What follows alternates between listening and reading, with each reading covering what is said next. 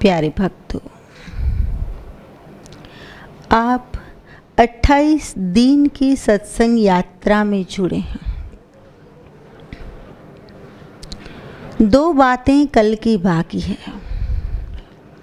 पहले इसमें आगे बढ़े, फिर मैंने कहा है एक दृष्टांत दूंगी संत का कि पारसमणि तो लोहे को सोना बना देता है, परंतु संत को, शैतान को भी अपने संपर्क में आने से संत बना देता है। पारसमणि पारसमणि बना देता है। परंतु ये बात बाद में कहूँगी। दो बातें बाकी हैं। रेगुलर जो आ रहे हैं, सद्भाग्य है उन लोगों का। आदमी नहीं आ सकता, मन बहाना बना लेता है। आज ठंडी बहुत है, अखबार में आया है ठंडी बढ़ेगी। जाते वक्त तो ठीक, रिटर्न में ठंडी लग जाएगी तो घर में सेवा कौन करेगा। अरे शुगर बढ़ जाता है तो जग मार के पड़ा रहना पड़ता है। ब्लड प्रेशर बढ़ जाता है तो आदमी खड़ा नहीं हो सकता। रास्ते पर चलते चलते एक्सीडेंट हो जाता है तो 15-15 दिन आदमी बिस्तर में रहता है। मूड खराब हो जाता है तो तनख्वाह कट जाती है, फिर भी आदमी नौकरी पर नहीं जाता। जो होना सो आज नहीं जाना है, अब तो बस कुछ नहीं करना है, भले बर्बाद हो जाए सब। गुस्सा, क्रोध होता है ऐसा। तो मैं कहती हूँ कि जहाँ ज्ञान रस की, आनंद रस की, प्रेम रस की नदियाँ बह रही हो, वहाँ आने में आदमी आलस करे तो उसके जैसा दुर्भाग्य और किसी का नहीं है। मनुष्य का मन बहाना बना लेता है नहीं आने के लिए। अच्छे कर्म से आदमी भागता है। मन तो करता है जाना है, रोज जाना है, बैठना है, एक दिन भी नहीं विक्षेप होना चाहिए।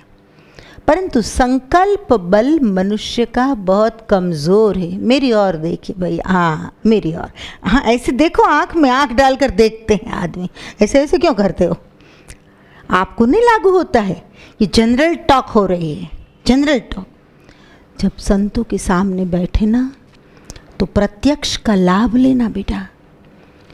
कैसेट देखते हैं तो एक बात होती है, परंतु संत, मैंने कहा ना, स्त्री हो या पुरुष, माता तुल्य होता है।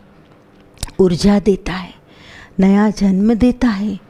मैं आपके सामने जो बोलती हूँ तो केवल मेरे शब्द आपके कान तक नहीं पहुँचते हैं। शब्दों के साथ साथ, शब्द तो ये उपकरण के द्वारा पहुँचता है। माइक मेरी आवाज़ को बड़ा बनाता है। वो तो आप फिल्मी कलाकारों को भी सुन सकते हैं।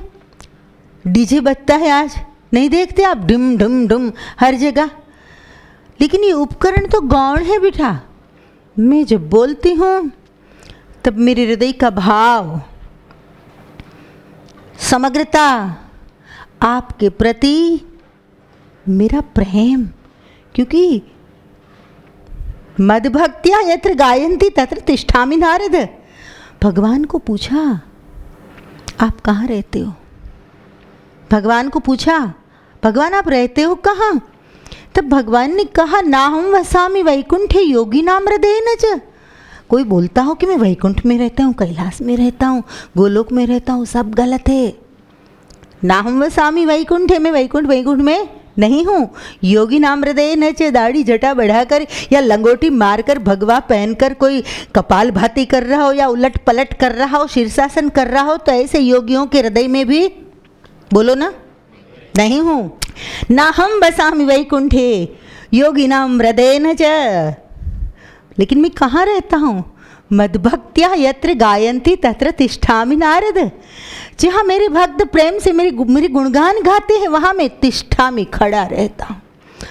मैं प्रतीक्षा नहीं करता हूँ कि भगवान, भक्त मुझे बोले प्रभु बैठो। मैं प्रतीक्षा नहीं करता हूँ मुझे आसन दे।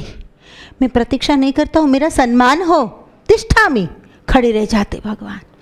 आप सब भक्त हो, समझ में आया?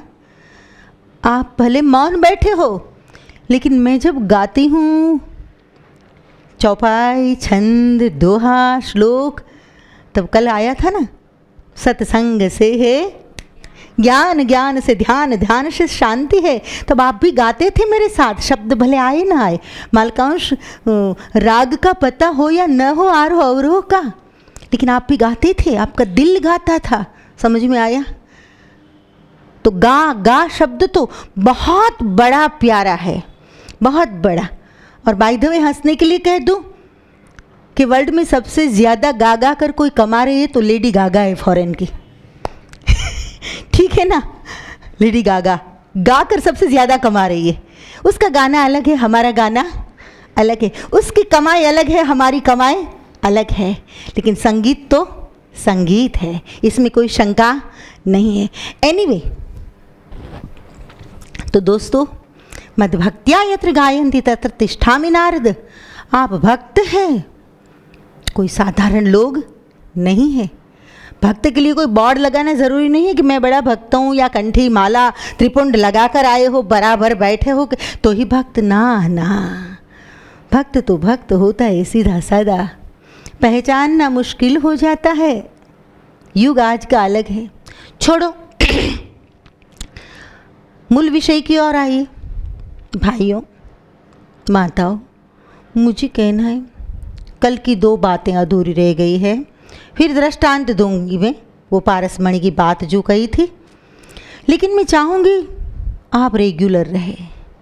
मन कहता है जाना है, सुनना है, चूकना नहीं है, परंतु मन बहाना भी बना लेता है। और आज आदमी आता है, कल फिर नहीं आता है, फिर परसों आता है, कभी ठंडी का डर, कभी ट्रैफिक, कभी बोले टाइम हो गया, दरवाज़ा बंद हो जाएगा। किसी की शादी में जाना हो तब तो अप टू डेट होकर जल्दी चले जाते, आधे घंटे पहले।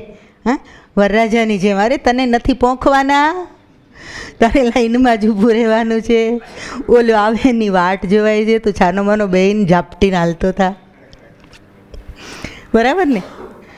तो शादी में क्यों चले जाते हो अच्छे कपड़े पहनकर? तो कल से मैं आपको कहती हूँ, साफ सुथरे, स्वच्छ, सुंदर, सफ़ेद वस्त्र पहनकर आना, ठीक है ना? सत्संग में मदद मिलनी चाहिए। वस्त्रों का एक प्रभाव है। रंग लेसिया पर महावीर स्वामी ने पूरा विज्ञान दिया है। रंगों का एक असर है, रंगों का एक प्रभाव है। प्रयास करना, प्रयास करना, ऐसे वस्त्र पहनना जिससे आपको उन रंगों से मदद मिले, जिस रंग में से आपको शांति मिले, जिस रंग में आपका व्यक्तित्व और निखर आए। एनीवे, कहना मैं यही चाहती हूँ, बहाना मत बनाना, मस्ट बी रेगुलर। विघ्न आएंगे। बाधाओं के 2 प्रकार हैं। बाधा, विघ्न 2 प्रकार हैं। एक सुंदर रूप धारण करके आता है, एक कुरूप रूप लेकर बाधाएं आती है। अट्रैक्शन ज़्यादा पैदा कर दे, सत्संग से भी ज़्यादा आकर्षण, तप से भी ज़्यादा आकर्षण, ध्यान से भी ज़्यादा आकर्षण। विश्व मोहिनी के स्वरूप में मोहित हो गए थे कौन? नारद जी। सुना है ना, कथाएं सुन सुनकर बूढ़े हो गए आप। अब कथा में जीने की बारी आई। अंतर की आंखें खोल, भजन लिखा है मैंने, भूमिका प्लेटफॉर्म तैयार हो रहा है। तू अंतर की आंखें खोल, भूपाली राग में है बेटा। और बस इस भजन का टाइटल मेरे दिल में 24 घंटों स्मरण रहता है, कदम कदम पर। तो मुझे हुआ कि सत्संग का टाइटल यही दे देते हैं, अंतर की आंखें खोल। जिसे खोलनी वो आ जाएगा, जिन्हें नहीं खोलनी है वे लोग नहीं आएंगे। आने के बाद भी लगेगा कि कठिन है, नहीं खोलना है हमको, तो अंधेरे में रहना है, तो भले चले जाए। आने और जाने के लिए द्वार एक ही होता है, एक ही दरवाजे से आया जाता है और वही दरवाजे से वापस भी आदमी जा सकता है। हम बात कर रहे थे एक भजन की।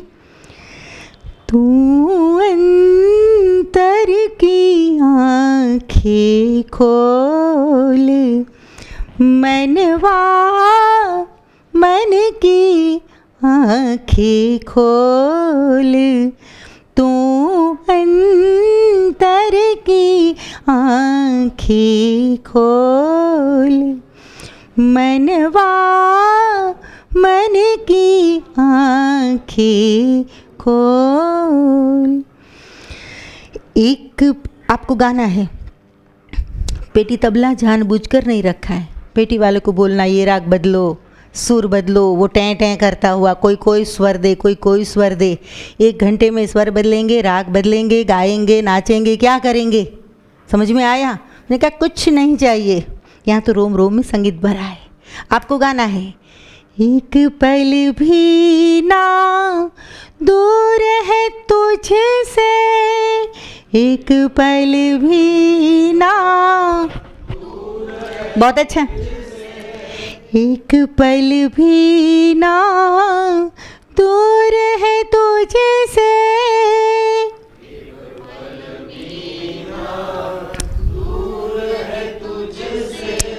नाता जन्म जन्म का उससे, नाता जन्म,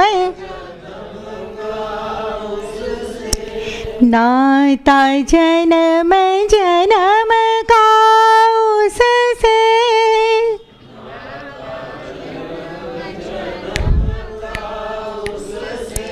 किसको खोजत किसको ढूंढत, बहुत अच्छा, बहुत अच्छा, सब सुर में गा रहे हो। किसको खोजत किसको ढूंढत,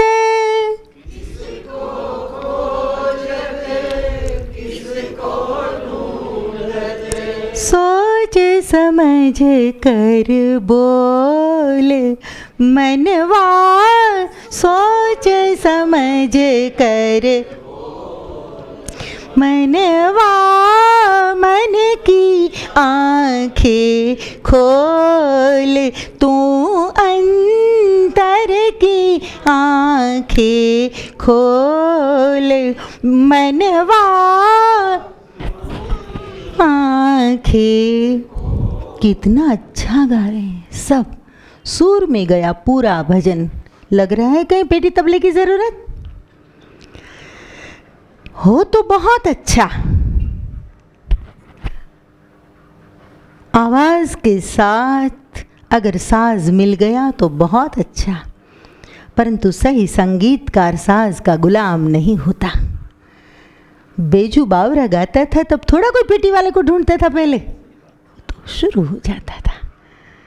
और संगीत सम्राट तो अकबर बादशाह के लिए गाता था, समझना, लेकिन बेजू तो जंगल में बैठकर तू अंतर की आँखें खोल, मनवा मन की आँखें खोल, तू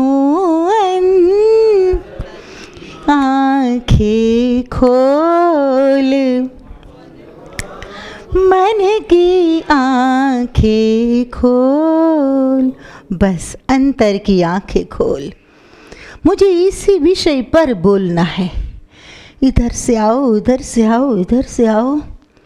जिस तरह से हर नदी समंदर की ओर जाती है, जिस तरह हर प्रकार के बंधन परमात्मा को पहुँचते हैं, उसी तरह मेरी बात घूम फिर कर एक ही बात पर पहुँचेगी, एक ही मकाम पर।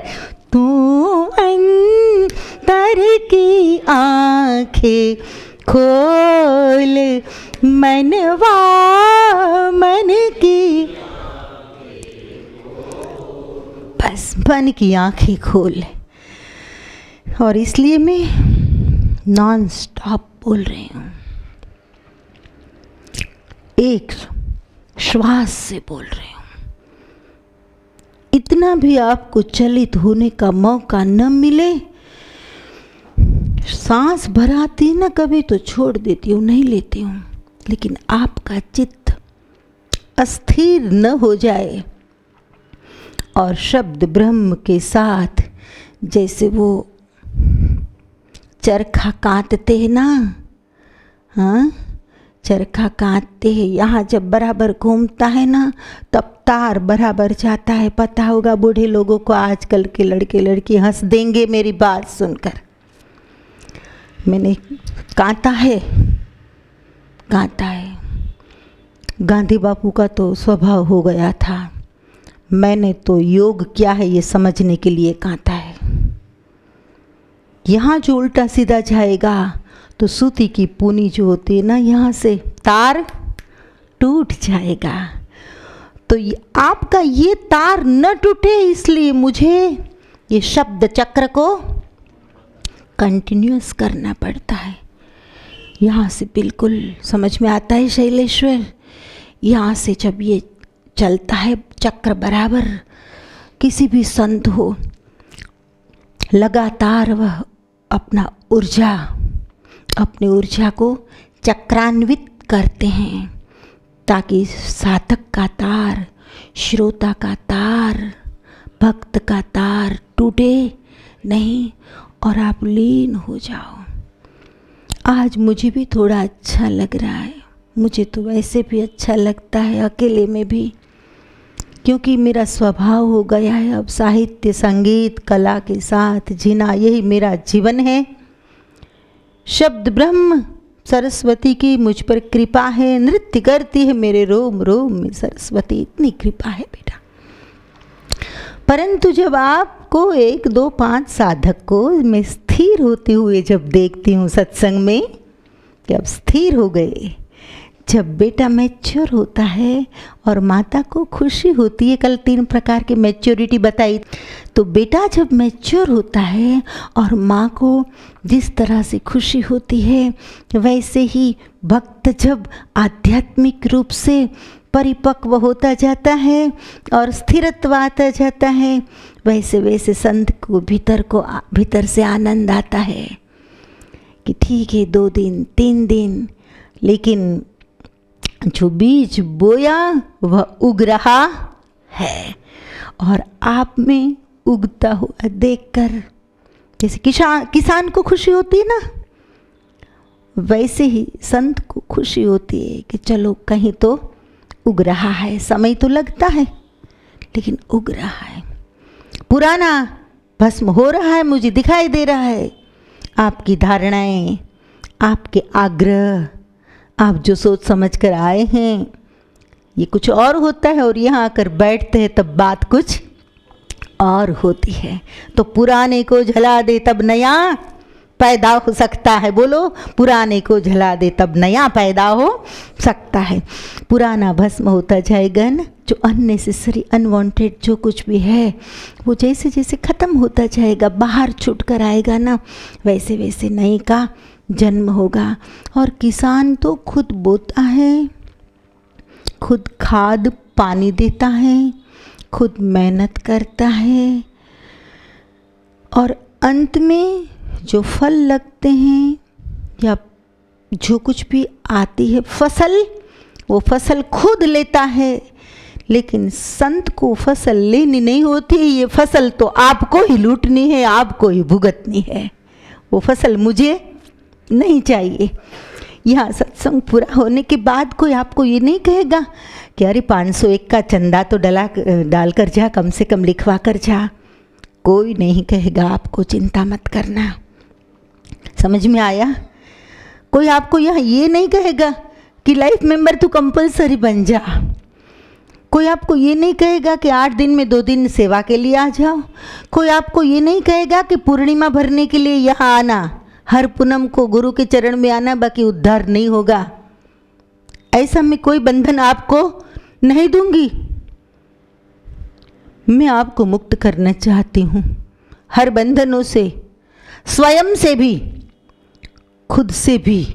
आप इतने मुक्त हो जाओ कि शरीर में रहते हुए भी अशरीरी बन के रहो, देह में रहते हुए भी विदेही जनक जैसे बन जाओ। मैं ये चाहती हूँ, लेकिन आपको 2-4 दिन लगेगा स्थिर होने में, क्योंकि आप राम कथा सुनने के आदी है, शिव कथा सुनने के आदी है, कृष्ण कथा सुनने के आदी है, श्रीनाथ जी चरित्र सुनने के आदी है।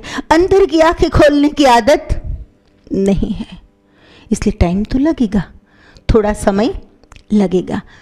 जिन लोगों को लागू नहीं होता है वे लोग फेंक देना मेरी बात को। जिनको कुछ लग रहा है कि काम की बात है तो लेकर जाना। साधु ऐसा चाहिए जैसा सूप सुभाए। संत कैसा होना चाहिए? भगवा पहना हुआ टीलिया टपके कंठी माला ना ना, सूप सुपड़ू, सुपड़ाમાં ખબર પડે ને, બધા ગુજરાતી છો મોસ્ટ ઓફ. સાધુ ऐसा चाहिए. બહેનોને તો ખાસ ખબર હોય સુપડું એટલે. હલાયું છે કે નહીં? હેઠાઓ પાહોટો, आज तो आ शब्दों नहीं आवड़ता. मैंने बहुत किया है ये काम. मेरी माता की मदद में करती थी बचपन में. माँ के आशीर्वाद मुझे बहुत मिले. जितने आशीर्वाद मैंने माँ बाप के लिए है, दुनिया में बहुत कम लोगों को मिले होंगे ऐसे आशीर्वाद. और उस आशीर्वाद का ही फल है ये, बस और कुछ नहीं. साधु ऐसा चाहिए जैसा सूप सुभाए. साधु ऐसा चाहिए जैसा सूप सुभाए.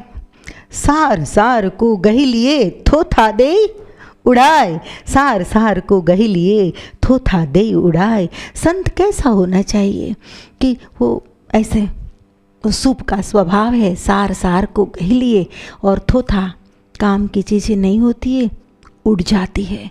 तो मैं चाहूँगी कि जो आपको लागू नहीं होता है फेंक देना. थोथा दे उड़ाए. आप भी साधु है. केवल मैं साधु नहीं हूँ, आप भी साधु है. हाँ, साधु का अर्थ क्या है पता है? संस्कृत शब्द है.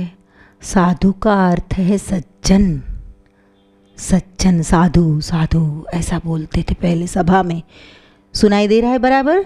साधु का अर्थ है सज्जन. और कोई अच्छी बात करते हैं तो कहते साधुवाद. ये सज्जनों का मत है, सज्जनों की बात है. तो सार सार को गही लिए थोथा दे उड़ाए. तो केवल मैं साधु नहीं हूँ, आप भी साधु है. काम की बातों को ले लेना, काम की बात जो नहीं है आपके लिए उड़ा देना. कुछ कंपलसरी नहीं है. अपनी मर्ज़ी से आप आते हैं, अपनी मर्ज़ी से सुनते हैं, अपनी मर्ज़ी से मुझे रिस्पॉन्स देते हैं, और अपनी मर्ज़ी से कोई मुंह भी चढ़ा लेता है. कोई चढ़ा लेता है, एक आध होता है ऐसा. आपको नहीं दिखाई दे रहा है, मुझे दिखाई देता है कि मुंह फुलाकर बैठा है. उसके मन में चल रहा है हमारे गुरु तो ऐसा कहते, ये इसका ऐसा कैसा ज्ञान होता है ना ऐसा. हमारे गुरु तो ऐसा कहते. तो 2-4 दिन तक तो बेचारा उसमें से ही नहीं छूटता है. वर्तमान में आते आते तो आधा समय गुजर जाता है. बहुत गई थोड़ी रही, थोड़ी मैं घट जाए, थोड़ी रहने के कारणे बाजी मत गुमाए. बड़ा प्यारा दोहा है. इसकी पीछे पूरी कथा है. कभी आप याद दिलाना तो कहूँगी. अभी तो समय नहीं है, क्योंकि कल की बात को कंटिन्यू करना है मुझे. एनीवे छोड़ो, कम टू द पॉइंट. आज का प्लेटफॉर्म तैयार हुआ. अभी तो भूमिका तैयार हुई. बड़े भाग्यवान हैं जो लोग रेगुलर है वो.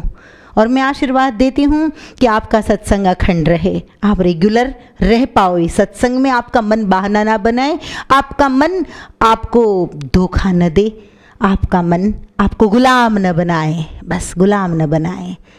एनीवे, पारसमणि का दृष्टांत बाद में दूंगी. 2 बात मुझे कहनी है. पहले कल 2 बात आई थी.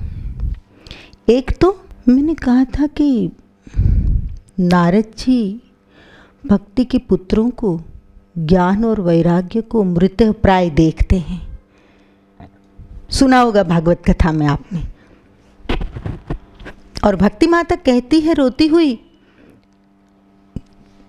कि ये मेरे दोनों पुत्र,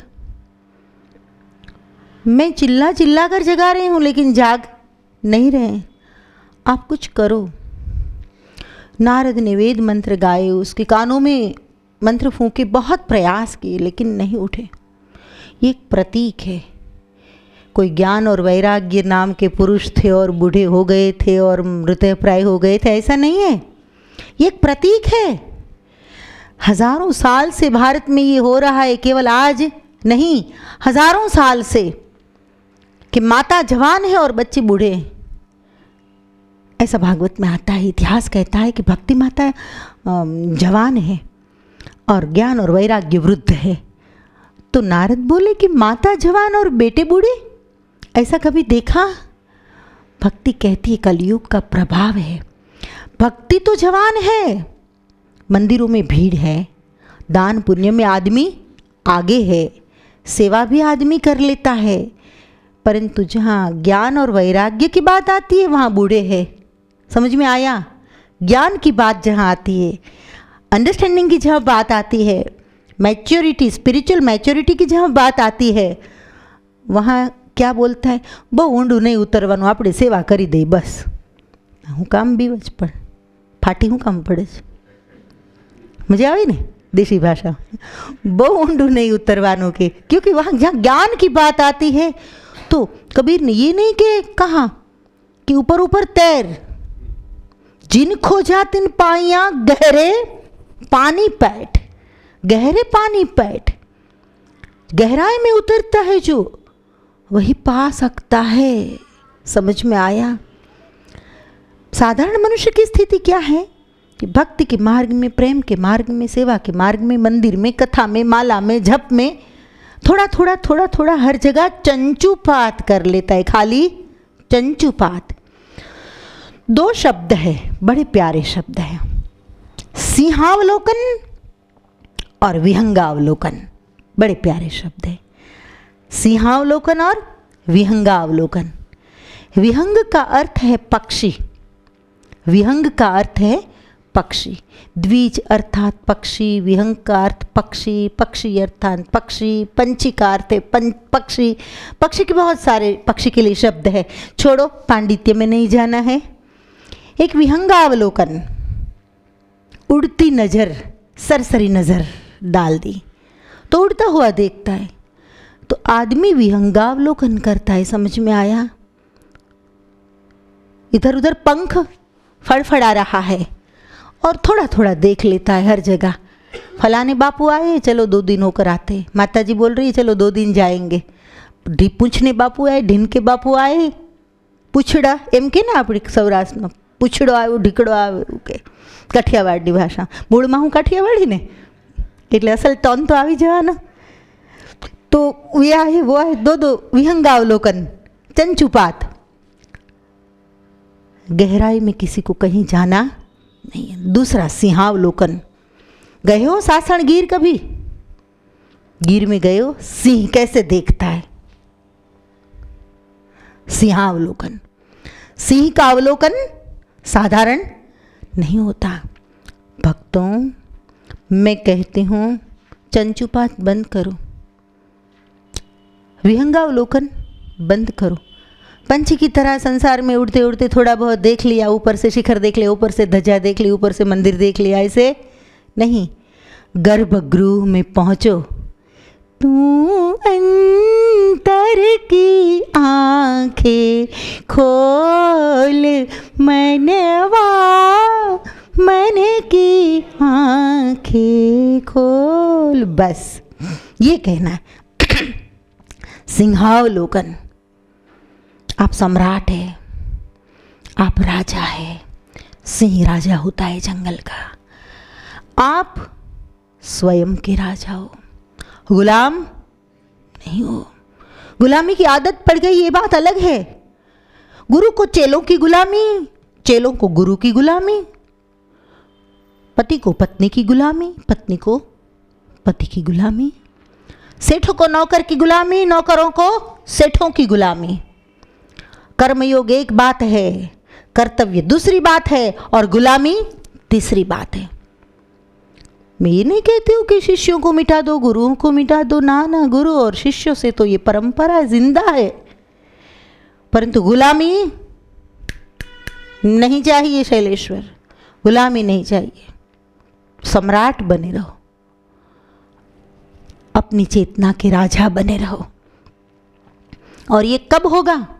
जब अंतर की आंखें खोल मनवा, मन की आंखें खोल. बैटरी लेकर जिंदगी नहीं गुजरेगी. 1-8 किलोमीटर ठीक है ना? लाइट चली गई तो 15-20 मिनट ठीक है, निकाल दिए ऐसे वैसे, परंतु बिना लाइट का 1 महीने का सत्संग तो पूरा नहीं होगा, नहीं हो पाएगा ना. तो बैटरी के आधार से पूरी जिंदगी थोड़ी निकल सकती है. ऑक्सीजन कभी कभी इमरजेंसी में काम आ गया, ठीक है, पेशेंट को चढ़ाया, थोड़ा फेफड़ों को मदद मिल गई, लेकिन ऑक्सीजन की बोतल जिंदगी भर बगल में रखकर तो नहीं जी सकते हैं। लोगों को आदत है धर्म का ऑक्सीजन, मंदिरों का ऑक्सीजन, सही है कि गलत, गुरुओं का ऑक्सीजन, कंठी माला का ऑक्सीजन, दान पुण्य का ऑक्सीजन। शनि और राहु बोली इसका दान करो, उसका दान करो, હાશ હવે હળવી થઈ પનોતી કે દાન કરી દીધું ને મારા જીવને શાંતિ। અરે તું તને નડજ, કોઈ શનિ નથી, બિચારો રાહુ તો ક્યાંય પડ્યો છે। आदमी खुद से परेशान है। समझ में आया? एनीवे दोस्तों, मैं ये कहूँगी कि ज्ञान और वैराग्य बूढ़े हो गए हैं, भक्ति जवान है, भाव है मनुष्य के दिल में, प्रेम है, प्रेम जवान है, भले किसी भी रूप में हो, किसी भी रूप में हो, लेकिन मनुष्य के दिल में प्रेम भक्ति जवान है। प्रेम का परिशुद्ध स्वरूप को कहते हैं भक्ति। समझ में आया? प्रेम का परिशुद्ध स्वरूप। जो व्यक्ति को प्रेम करता है तब प्रेम होता है, और व्यक्ति जब अदृश्य को, परमात्मा को, जो देखा नहीं जाता है, देखने का कोई उपाय नहीं है, beyond description, beyond seeing power, perception, जो इंद्रियातीत है, उसके साथ जो प्रेम हो जाता है उसे कहते हैं हा? तो दृश्य के साथ जो प्रेम होता है उसे भक्ति कहते हैं। प्रेम लक्षणा भक्ति कहते हैं, जैसे गोपियों की भक्ति। परंतु अदृश्य के साथ जो प्रेम होता है उसे पराभक्ति कहते हैं। क्या? पराभक्ति। जिसे देखा नहीं, जिसे जाना नहीं, फिर भी किसी को हम लगे चाहने। मीरा और कृष्ण के बीच में 5000 साल का फासला। कितना? 5000 साल का। फिर भी मेरे तो गिरधर गोपाल दूसरों न कोई। समझ में आ गया? तो अदृश्य के प्रति प्रेम वो पराभक्ति, साधारण भक्ति नहीं। और फिर तो निम्न कोटि का प्रेम जैसे जैसे होता जाता है, निम्न कोटि का कच्चा प्रेम, रो मटेरियल, तो हो सकता है कि वो लड़के लड़की या वासना तक भी हो। छोड़ो, मुझे उन बातों में नहीं जाना है। मुझे बात करनी है भक्ति और भक्ति के पुत्र ज्ञान और वैराग्य की। माताओं, भक्ति तो जवान है, प्रेम तो मनुष्य के दिल में है। प्रेम के बिना विश्व संभव ही नहीं है। अनिवार्य ऊर्जा है प्रेम। जिस क्षण प्रेम खत्म हो गया उस क्षण दुनिया विनाश। प्रेम अनिवार्य है, परंतु प्रेम के साथ साथ जो जागृति होगी, अवेयरनेस होगी, स्पिरिचुअल अंडरस्टैंडिंग होगी, जिसे मैं कहती हूँ ज्ञान। प्रेम के साथ साथ जो ज्ञान होगा, मुझे विषय याद आ रहा है, एक प्रेम और जागृति 1 महीने तक मैं कच्छ में बोली थी। विषय था प्रेम और जागृति। लोग कहते लव इज़ ब्लाइंड, प्रेम तो अंधा होता है। मैंने बिल्कुल विपरीत बिंदु पर बोला है, प्रेम और जागृति। जब प्रेम में भी अवेयरनेस आ जाती है, तब ऐसा प्रेम बिना पतवार, बिना कश्ती, बिना पानी साधक को तार देता है, तार देता है। कोई माध्यम की फिर वहाँ ज़रूरत नहीं रहती। नारद ने कहा भक्ति सूत्र में, सात्वस्मिन् परम प्रेम रूपा। भक्ति की व्याख्या क्या? तो कि उसके प्रति परम प्रेम। वहाँ फिर राम के लिए या कृष्ण के लिए या शिव के लिए या महावीर या बुद्ध, ऐसा कुछ नारद ने जिक्र नहीं किया, उल्लेख नहीं किया। सात्वस्मिन्, उसके प्रति परम प्रेम, वही है भक्ति। एनीवे, छोड़ो, कम टू द पॉइंट। प्रेम के साथ अगर ज्ञान और वैराग्य भी जीवन में आ गए तो बात कुछ और हो जाएगी। क्या सुखदेव के दिल में प्रेम नहीं था, ऐसा मानते हो? सुखदेव ने परीक्षित को जो भागवत सुनाया, भागवत सुनाया, ज्ञान और वैराग्य का मूर्तिमंत स्वरूप थे सुखदेव, था कि नहीं?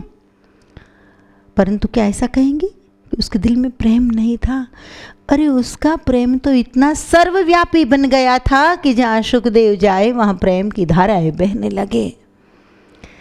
और परीक्षित दुखी था, बहुत खराब परिस्थिति में था।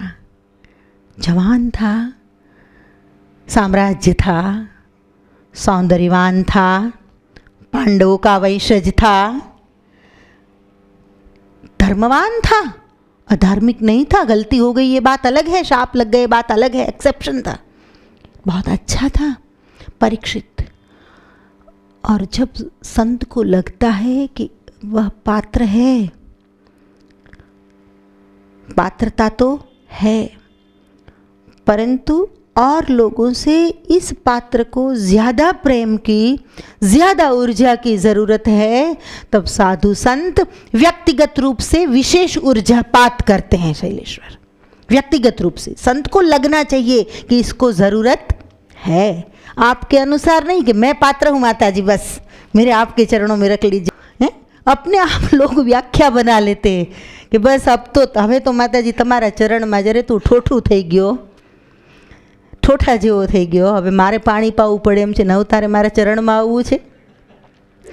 होता है ना ऐसा, मुझे ठोठे नहीं चाहिए, हाँ पहले से कहती हूँ। भगवान के चरणों में ताज़े फूल चढ़ते हैं कि नहीं, बासी फूल नहीं चढ़ते। और आदमी को क्या आदत है, बूढ़ा हुआ तब मंदिर में, जवान था तब महफिल में। छोड़ो दोस्तों, मूल विषय की ओर आइए। मेरे कहने का तात्पर्य ये है कि सुखदेव प्रेम का मूर्तिमंत स्वरूप था, परंतु ज्ञान और वैराग्य के कारण सुखदेव का स्थान एक विशेष हो गया। समझ में आया, याज्ञवल्क्य प्रेम का स्वरूप था। भले लोग कहे उग्र थे, बहुत कुछ लोग कहते घमंडी भी थे, परंतु याज्ञवल्क्य को मैंने पढ़ा है, शुक्ल यजुर्वेद की पूरी रचना की। परम प्रेमी थे याज्ञवल्क्य। बताऊंगी कभी, अभी छोड़ो। तो माताओं, ज्ञान और वैराग्य के कारण याज्ञवल्क्य का स्थान एक अलग हो गया। अरे सबको छोड़ो, भोले बाबा को ले लो, शिव जी को ले लो। शिव ज्ञान और वैराग्य का मूर्तिमंत स्वरूप, दिगंबर। आप तो जानते हो, सदाशिव सर्ववरदाता दिगंबर हो तो ऐसा हो, हरे सब पीर भक्तन की दया कर हो तो ऐसा हो। शिरों को काट कर अपना किया जब होम रावण ने, तो दिया सब राज दुनिया का दिलावर हो तो ऐसा हो। ब्रह्मानंद, दिया सब राज दुनिया का दिलावर हो तो ऐसा हो। भयंकर जहर जब निकला, मैं उसकी भक्त हूँ बचपन से। भयंकर जहर जब निकला क्षीर सागर को मथने से, भयंकर जहर जब निकला क्षीर सागर को मथने से, धरा सब अपने कंठों में विषंधर हो तो ऐसा हो। धरा सब अपने कंठों में विषंधर है हो तो ऐसा हो। सदाशिव सर्ववरदाता दिगंबर हो तो ऐसा हो, हरे सब पीर भक्तन की दया कर हो तो ऐसा हो। और आग मज़े की बात यह है कि शिखर कैलाश के ऊपर कल्पतरुओं की छाया में, अब प्रेमी की बात आती है। ज्ञान वैराग्य तो है, परंतु क्षमा, संसार में रहकर भगवान जल्दी मिलते हैं। शिखर कैलाश के ऊपर कल्पतरुओं की छाया में रमे नित संग गिरिजा के रमण घर हो तो ऐसा हो। रमे नित संग गिरिजा के रमण घर हो तो ऐसा हो। सदाशिव सर्ववरदाता दिगंबर हो तो ऐसा हो। हरे सब पीर भक्तन की दया कर हो तो ऐसा हो। हरे सब पीर भक्तन की दया कर हो तो ऐसा हो। तो ज्ञान और वैराग्य तो है ही, परंतु प्रेम की वजह से परम प्रेमी है। शिव चरित्र पर बोलूँगी कभी, आदेश हो गया तो 1 महीना ही रखेंगे, कम नहीं फिर, ठीक है ना। हाथ खड़ा करो, कितने लोग चाहेंगे, कितने लोग आएंगे। ऐसा नहीं, फिर मस्ट बी रेगुलर, ठीक है। लोग भरोसा तोड़ देते, कलयुग है ना, प्रॉमिस करके तोड़ देते हैं। और श्रोताओं के भरोसे पर अगर काम शुरू कर दिया शैलेश्वर ने, आयोजन सब योजना हो गई। मेरे शिष्य है स्वामी शैलेश्वर, मेरा पुत्र है, मानस पुत्र है, मेरा आध्यात्मिक पुत्र है। नए लोगों को पता चले इसलिए। और फिर आपने धोखा कर दिया तो फिर गलत हो जाएगा, ठीक है। तो शिवचरित पर भी कभी बात करेंगे, वो अलग होगा माहौल, क्योंकि हर विषय अलग होता है। एनीवे, तो मेरा ये कहना है कि ज्ञान और वैराग्य बीमार की तरह पड़े थे, मृत प्राय पड़े थे, कौमा में एक अर्थ में। तो आज मनुष्य के दिल में प्रेम तो जवान है, लेकिन ज्ञान और वैराग्य बूढ़े हो गए हैं। मैं चाहती हूँ कि नहीं, जैसे भक्ति माता चाहती थी कि ज्ञान वैराग्य खड़े होने चाहिए, ये 5000 पहले से वेदना है, आज तक मेरे दिल में भी है। भक्ति माता चाहती थी कि ज्ञान वैराग्य खड़े होने चाहिए। तब नारद ने संकल्प किया है, ध्यान से सुनना। क्या संकल्प किया कि हे भक्ति माता, तदनाहम हरेर्दासो लोके त्वाम न प्रवर्तेत। मैं संकल्प करता हूँ कि ज्ञान और वैराग्य को खड़ा नहीं किया और समाज में आपका प्रवर्तन नहीं किया तो मैं भगवान का भक्त नहीं कहलाऊंगा। समझ में आया? तदनाहम हरेर्दासो, कसम खा ली कि मैं भगवान का भक्त नहीं कहलाऊंगा। तो मुझे ऐसे लोग चाहिए, समझते हो भाइयों, मुझे ऐसे लोग चाहिए कि नहीं, अंतर की आंखें खुलनी चाहिए। भक्ति के साथ साथ ज्ञान और वैराग्य खड़े होने चाहिए। अगर ऐसा नहीं हुआ तो हम भगवान के भक्त नहीं कहलाएंगे। नारद के एक से संकल्प से कुछ नहीं होगा बेटों, हम सबको संकल्प करना पड़ेगा, क्योंकि वक्त दिन ब दिन बहुत नाजुक आता जा रहा है, इसलिए हम सबको संकल्प करना होगा। तो ये यहाँ ज्ञान वैराग्य की बात पूरी होती है, कल अधूरी छूट गई थी।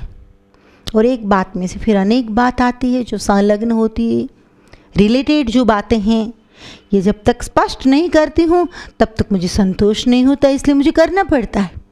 दोस्तों, अब मैं दूसरी बात करती हूँ।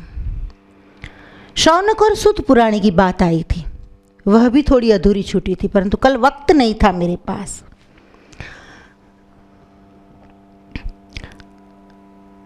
सहस्र असंख्य वर्ष तक चालू रहे ऐसा सत्संग सत्र, जिसका आरंभ हुआ था नैमिषारण्य में। नैमिषारण्य तो सुना होगा, सुत पुराणी सुना होगा, कंकारण की कथा सांभળી सांभળી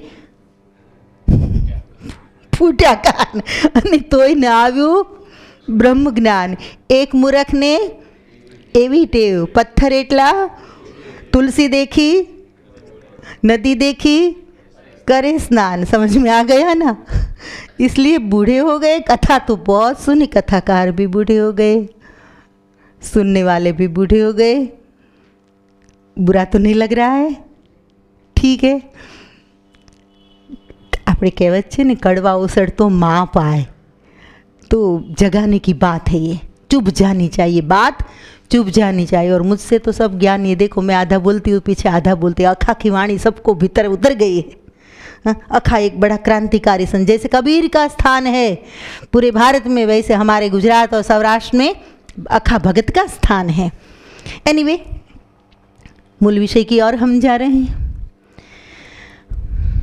मुझे ये बताइए कि सहस्र वर्ष तक जो ज्ञान सत्र का संकल्प करके शौनक आदि 80,000, कितने 80,000 ऋषि मुनि बैठे थे, और सामने सुत पुराणी जी सत्संग चल रहा था। तो मुझे जवाब, और एक सूत नहीं हुए हैं, इतिहास कहता है अनेक सूत हुए हैं। एक व्यास नहीं हुए हैं, 28 व्यास हुए। कितने?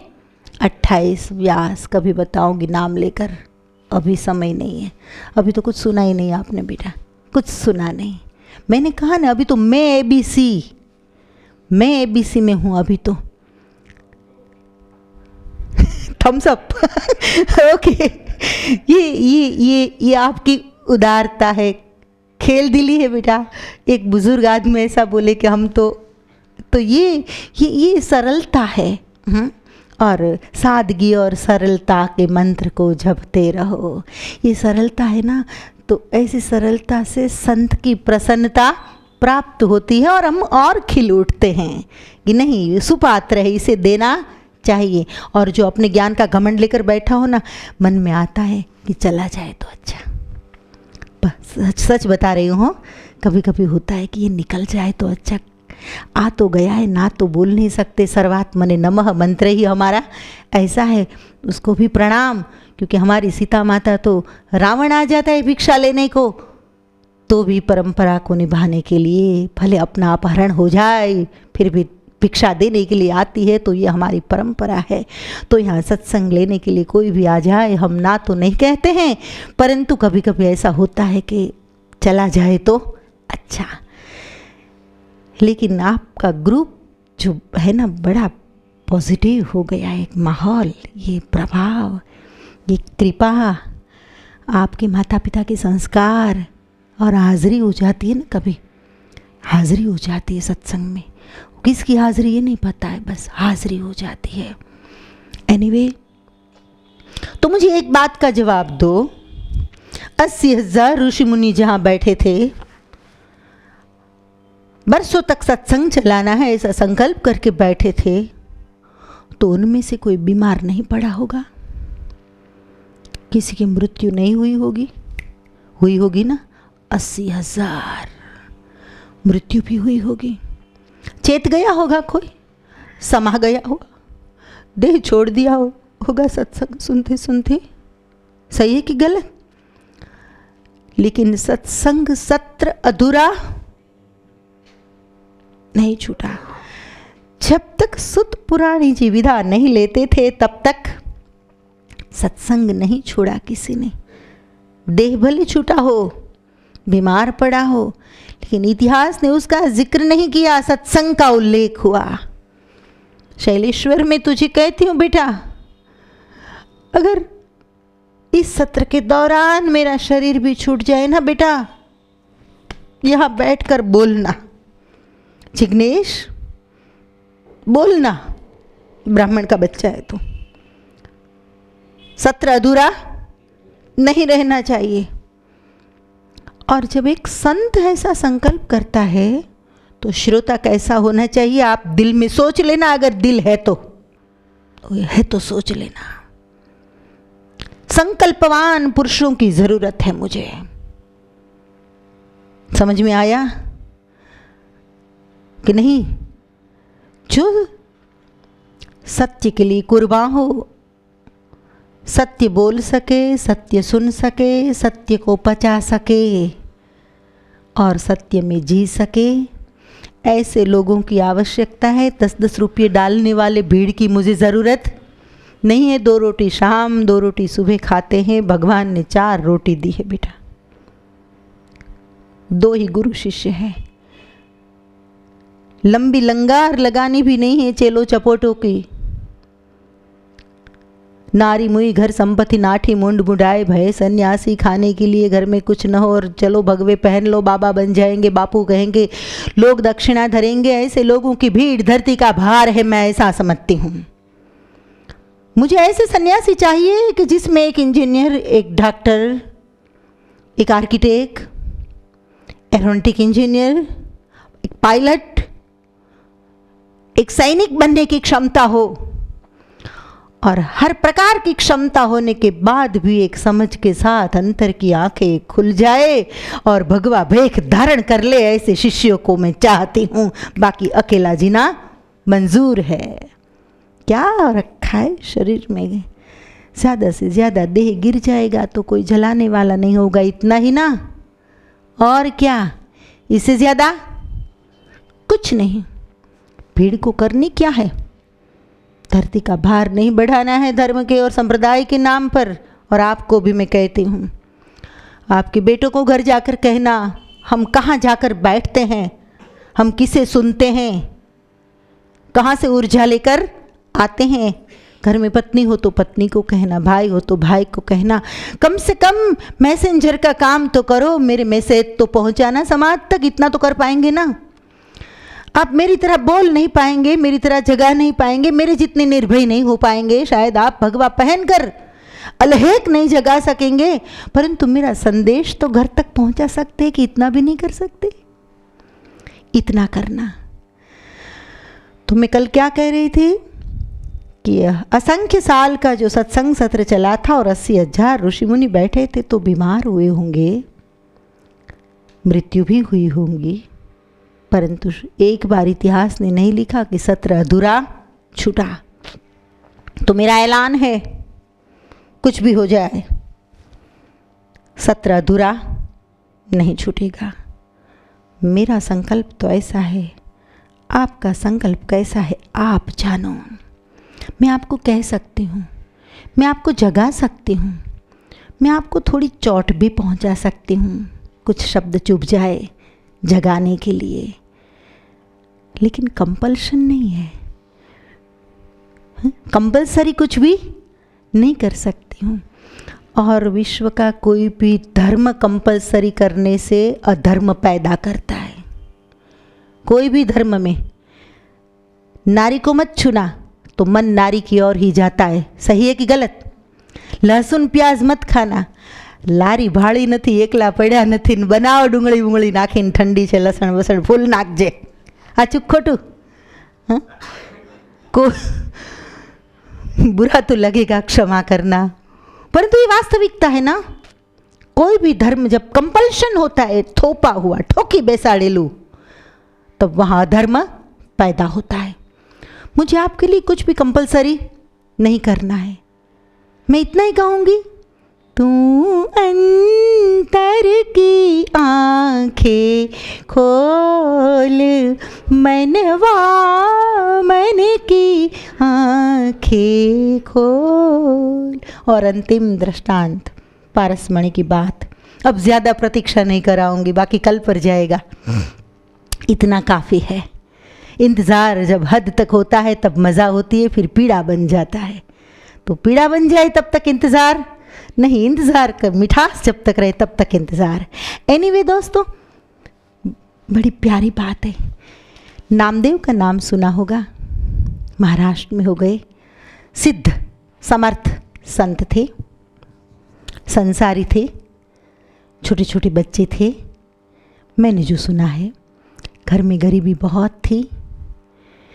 बहनों को आदत होती है किचन में घुस जाती है, किसी के घर जाकर बेडरूम देख लेती है। इंद्रियों में ही पूरी चेतना, इसके सिवा कोई काम है कि नहीं? बहनों का स्वभाव होता है ना, जनरली। हर औरत ऐसी नहीं होती, लेकिन जनरली ऐसा। तुम्हारा बेडरूम जो है वहाँ ही वृत्तियाँ होती है। नहीं होना चाहिए, ऐसा ध्यान रखना। आप सत्संग में आ गए, कभी नहीं बेटा, कोई किचन में बुलाए तब जाना, बाकी नहीं। ज़रूरत नहीं होगी ना तो भी हर औरत किचन में 5-10 घुस जाएगी, जगह भी नहीं फिर भी घुस जाएगी। बोलना घर जाकर, हाँ, माँ ने कहा था। एनीवे, फिर वो नामदेव की पत्नी हुआ ऐसा कि पड़ोसी के घर गई, घुस गई सीधी किचन में। मालपुड़े बन रहे थे, अच्छी अच्छी चीज़ें। सोचती है इसके घर में तो खाने के लिए अन्न भी नहीं था, मेरे पड़ोस के घर और मालपुड़े बन रहे आजकल। ये क्या है? तकलीफ़ शुरू हो जाती है औरत को। ये क्या है? साधारण स्त्री की बात है, साधारण नारी मत बनना। अगर समझो तो हर सन्नारी युग शक्ति है, मैं कहती हूँ युग शक्ति बनो। तो चर्चा की तो कहा कि किसी को बोलना मत। औरत ने कहा, पड़ोसन ने नामदेव की पत्नी को, कि किसी को बोलना मत। लेकिन बहुत गरीबी थी, बच्चे भूखे मर रहे थे। तो मेरा पति एक संत के पास गए और संत के चरण में जाकर रोने लगे ना, तो संत ने पारसमणि दे दिया है। तो ये पारसमणि घर में आया है, तो हम कुछ चीज़ों को, धातुओं को स्पर्श कराते, सोना बन जाता है। एक साथ ज़्यादा नहीं बनाते, थोड़ा थोड़ा बना लेते, क्योंकि राजा के ध्यान में आ जाएगा तो पारसमणि ले जाएंगे, क्योंकि सरकार का हक होता है, पता है ना, खजाने पर। आज भी कानून है, परेशान प्रजा हो रही है। एनीवे, फिर सरकार क्या करती है सरकार जाने। एनीवे, तो नामदेव की पत्नी, स्त्री स्वभाव है, मन में आया कि मेरे बच्चे भी भूखे मर रहे हैं और संत की कृपा से पारसमणि मिला है। अगर मुझे दे दिया पारसमणि 5-10 मिनट के लिए तो क्या फ़र्क पड़ता है, उसमें भी सोना बना लूँगी। तो कहा कि मुझे पारसमणि देना। तो स्वभाव अच्छा था, दोनों में दोस्ती थी। बोले भले ले जा, दया रूपेण संस्थिता। वहाँ दया आई पड़ोसन के मन में। पारसमणि दिया। वो पारसमणि लेकर घर आई। और एक बहुत बड़ी राज की बात मैं आपको बता दूं। आपको जो किसी भी बात को पूरी दुनिया के सामने खोल देनी है ना, तो एक औरत के पास बोल देना। समझ में आया? पूरी दुनिया के सामने खोल देनी हो तो किसी औरत के पास बोल देना। और जल्दी खोल देनी है रेडियो की तरह, तो इतना ही कहना कि किसी को कहना मत, तुझको एक को ही बोल रही हूँ। समझ में आया? किसी को कहना मत, बस खटको राखिन के। तो पड़ोसन ने कहा किसी को बोलना मत, ये संत ने दिया है, तो झटपट जा और फटाफट वापस दे जा। मेरे पति ने ना कही है कि किसी से बोलना मत, लेकिन मैं तुझको एक को ही कह रहे हूँ। खलास। नामदेव की पत्नी घर आई और सीधी पति के पास, इधर आओ, किसी को बोलना मत, आपको एक को ही बोल रही हूँ। किया शुरू। बोले पारसमणि पड़ोसन के पति को संत ने दिया, तो मैं लेकर आई हूँ। हमारे बच्चे भूखे मर रहे हैं, थोड़ा सोना बना लेते हैं फटाफट, 1-2 बर्तन का, और तो घर में कुछ था नहीं, 2-4 बर्तन है, बना लेते हैं, फिर वापस दे आना है। चुपचाप बना लिया होता तो कोई सवाल होता नहीं, लेकिन कह दिया था किसी को बोलना मत, इसलिए जानबूझकर बताया पति को। नामदेव बोला ऐसा बता तो सही, कहाँ है? हीरा। नामदेव ने हाथ में लिया और हाथ में पकड़कर पागल की भांति कृष्णा के तट की ओर दौड़ पड़े। आगे नामदेव, पीछे नामदेव की पत्नी। लाओ लाओ, कहाँ भाग रहे हो? फिर पता चल गया पड़ोसन को, वो उसके पीछे उसके पीछे पड़ोसी, उसके पीछे बच्चे, पूरी लंगर कृष्णा के तट की ओर। नामदेव ने जहाँ 2 किनारों में कृष्णा बह रही थी, वहाँ बराबर जोर लगाकर फेंका। पारसमणि गया पानी में। वो तो पीटने लगा छाती पड़ोसी तो, अरे राम राम, मैं तो गरीब था, मर गया, मैं तो लूट गया। पारसमणि बहुत रोने लगा।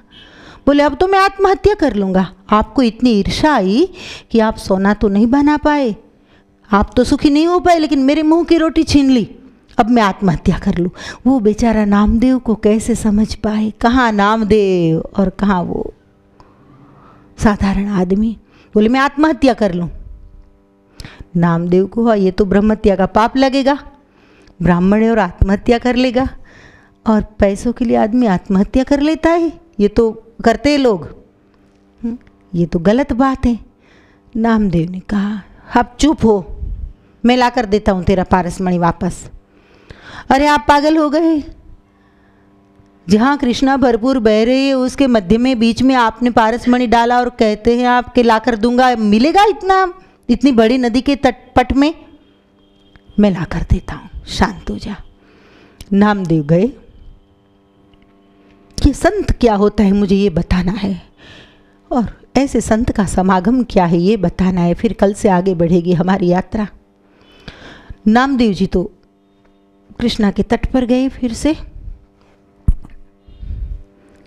हाथ डाला पानी में।